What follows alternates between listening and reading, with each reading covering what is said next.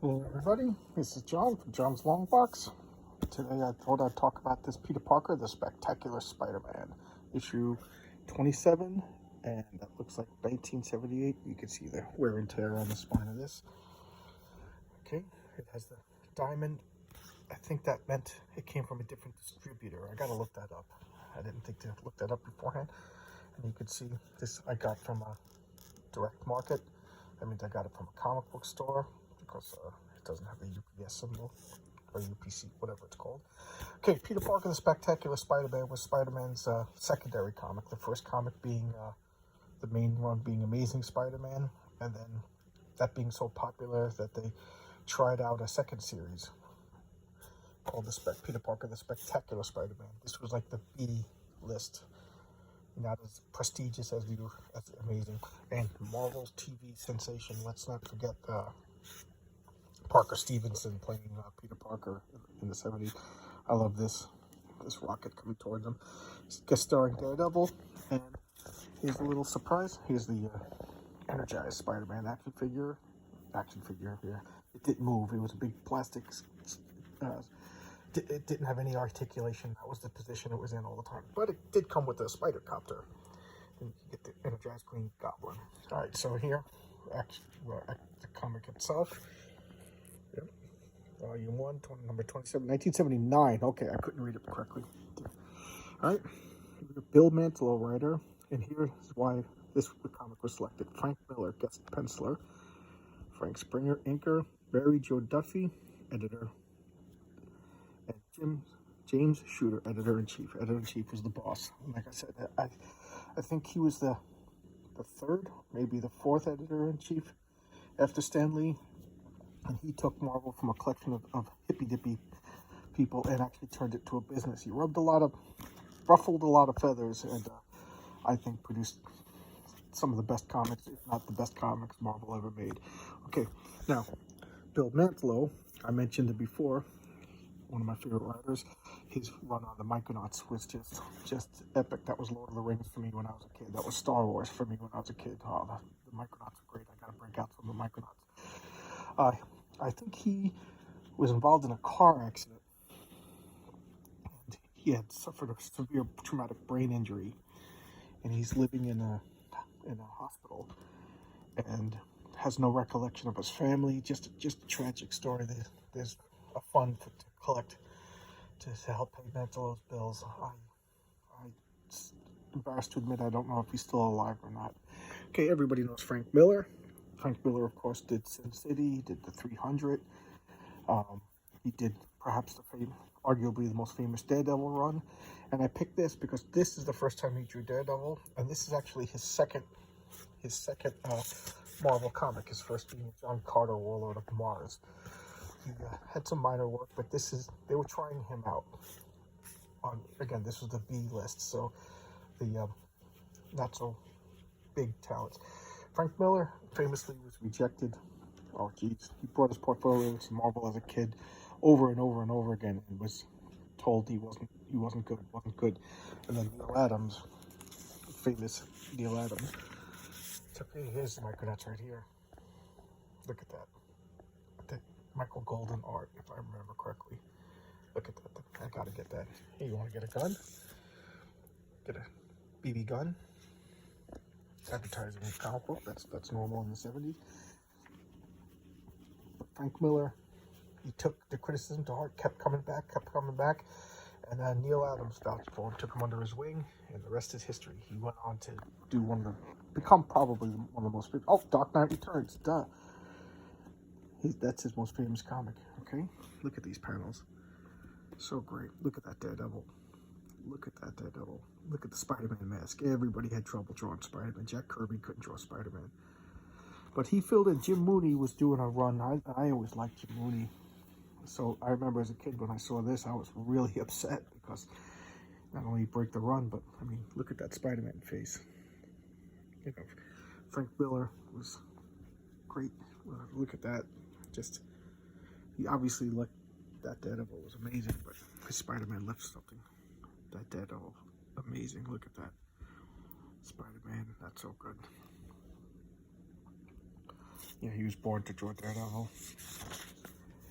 Behold the galaxy of superstars. Noah, Captain Marvel, the Hulk, soon to be coming to a movie, Master of Kung Fu, Shang-Chi, and Daredevil.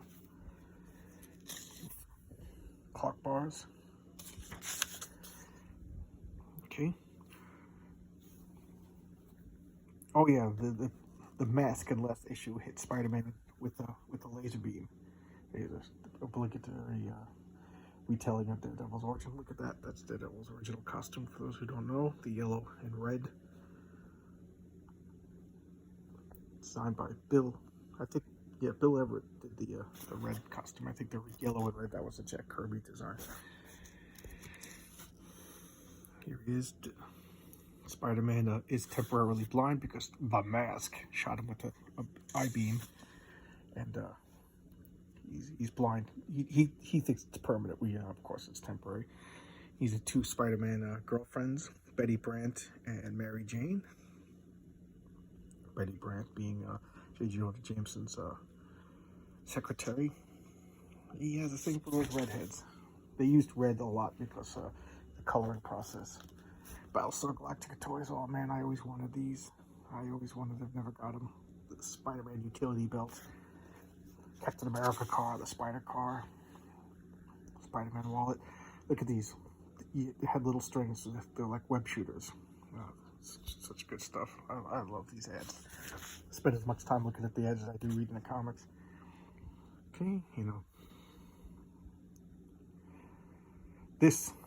Okay, there's a character called Carrion who's like there he is right here. Carrion. He's like an undead creature that's been stalking. He knows who Peter Parker, and he knows Spider-Man is Peter Parker, and he's been freaking. Oh man, I was terrified of this as a comic. I just like, how is he ever gonna beat him? He was unbeatable. He knows you're Peter. Oh, it was scary, Here they are coming to the ophthalmologist, wearing a little web mask so we can look at his eyes. Okay, but will it be a complete recovery? Look at the muscular Daredevil. Not exaggerated, just good anatomy. Look. I'm recording. That's my wife bothering me. Okay. Here he is, Peter Parker, tripping and falling, getting frustrated, smashing up the optometrist's office because Peter Parker's kind of hot-headed. Excuse me. This is silhouettes. This is just what Frank Miller was famous for in his Daredevil run. He turned it into like just a film noir. I think he was given Daredevil right after this run. Here he is, almost walks off a roof. You can see a lot of this definitely, you can see the Steve Ditko influence, just the way the body is positioned. Steve Ditko is the artist who created Spider-Man. Okay. Again, look at that. Okay, pick it up titles. Getting Tumor Dracula was added. What If was added. I think Power Man was added. Ooh, here's something I didn't. Look at this. Oh no.